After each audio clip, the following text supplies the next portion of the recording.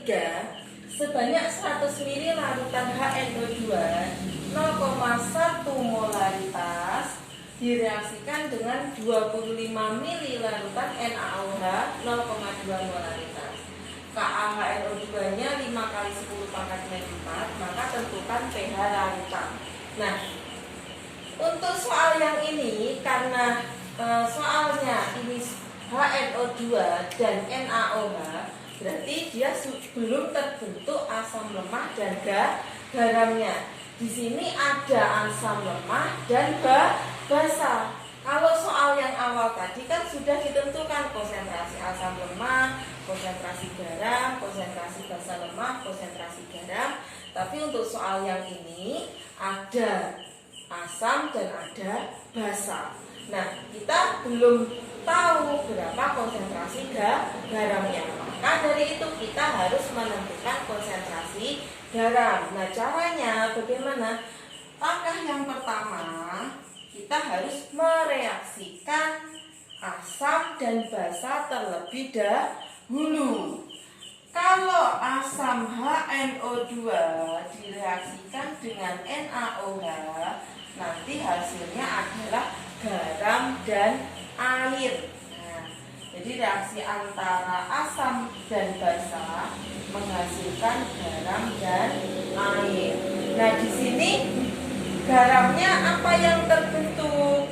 Karena H2O sudah terbentuk, berarti tutuplah H sama OH. Ini sudah terbentuk H2O. Berarti tinggal apa di sini adik-adik? Tinggal Na sama NO2. Nah, inilah garamnya, yaitu NaNO2. Berarti garamnya NaNO2. Nah, kalau sudah mengetahui garam yang terbentuk, maka kita harus yang langkah yang kedua menentukan milimol yang terbentuk atau yang awal bereaksi. Jadi di sini milimol awal yang bereaksi berapa? HNO2 milimolnya berapa di sini? Molaritas dikali volume.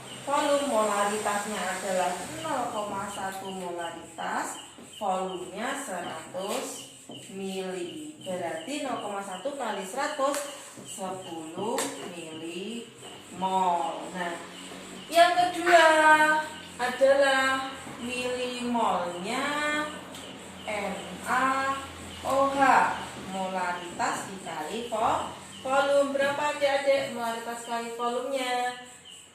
Molaritasnya 0,2 molaritas dikali 25 mili, berarti 5 milimol. Nah, kalau sudah mengetahui mol yang terbentuk awal asam dan basa, kita masukkan ke dalam reaksinya.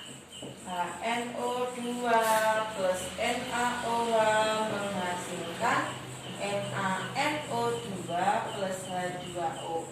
Awal reaksi sisa.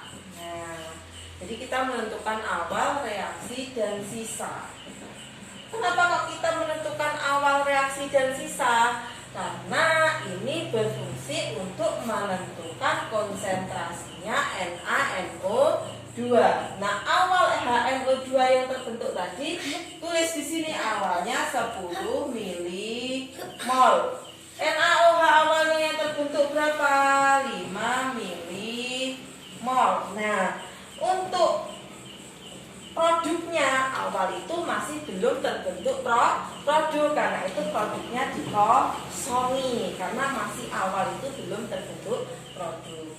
Nah, yang bereaksi berapa? Diingat-ingat adik-adik. Yang bereaksi di sini adalah mol yang terkecil. Jadi di sini diingat-ingat, jadi mol yang terkecil. Yang terkecil siapa? Antara 10 sama 5 adalah 5. Berarti yang bereaksi dulu adalah NaOH. Berarti di sini ditulis semua 5 milimol.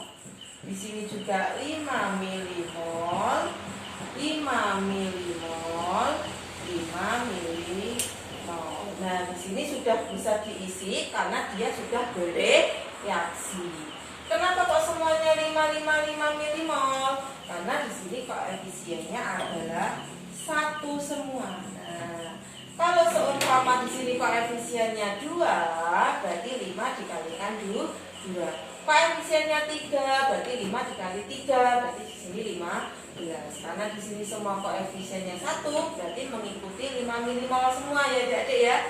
Nah, kalau sudah menentukan reaksi, kita menentukan sisanya. Nah, sisanya adalah dikurangi. Berarti di sini 10 dikurangi 5 milimol. Ini habis bereaksi, 5 kurangi 5 habis ya. Yang ini 5 milimol, yang ini juga 5 milimol. Nah, kalau sudah terbentuk seperti ini, yang sisa inilah yang dalam keadaan seimbang atau yang kita pakai untuk menentukan pH dari penyangga. Jadi kita nanti pakai yang asam lemah 5 milimol sama garamnya yang 5 milimol. Nah, karena masih terbentuk dalam mol, sedangkan rumusnya adalah konsentrasi, maka langkah yang keempat adalah kita mencari konsentrasinya NO2 sama konsentrasinya NaNO2 ya jadi ya. Nah, konsentrasi HNO2 yaitu tadi apa? Mol dibagi volume. Ini juga mol dibagi volume. Nah, molnya berapa HNO2? Ada 5 milimol. Nah, volumenya berapa? Volume yang dipakai adalah volume campuran. Berarti 100 ditambah 25. Berapa? 125 mili. Yang ini juga berarti 5 milimol.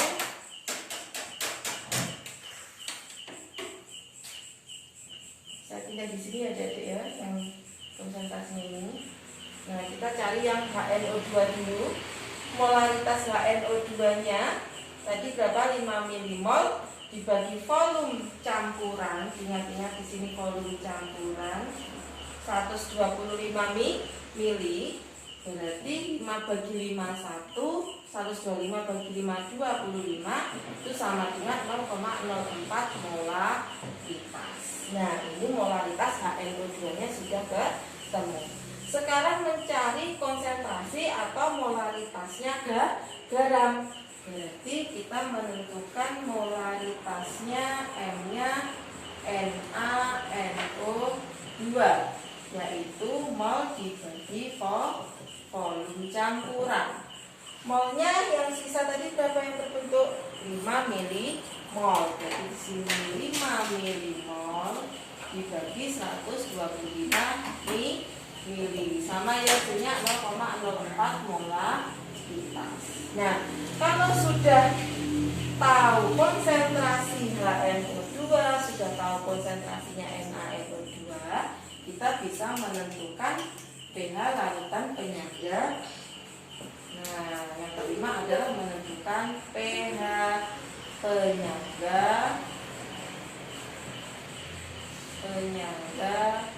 asam. Jadi H+ sama dengan Ka kali konsentrasinya HNO2 dibagi konsentrasinya NaNO2.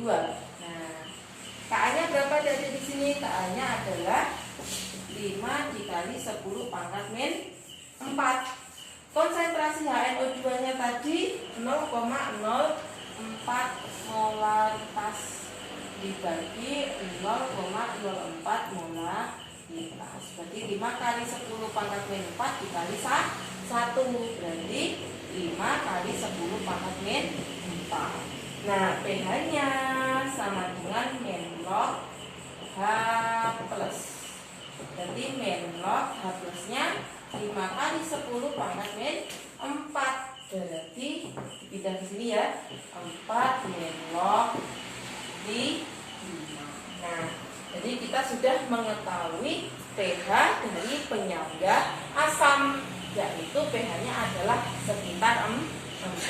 Jadi adik-adik kita harus tahu langkah-langkahnya kalau belum diketahui konsentrasi garam. Jadi langkah yang awal adalah mencari reaksinya, mencari milimol awal, mencari konsentrasi HNO2 ya.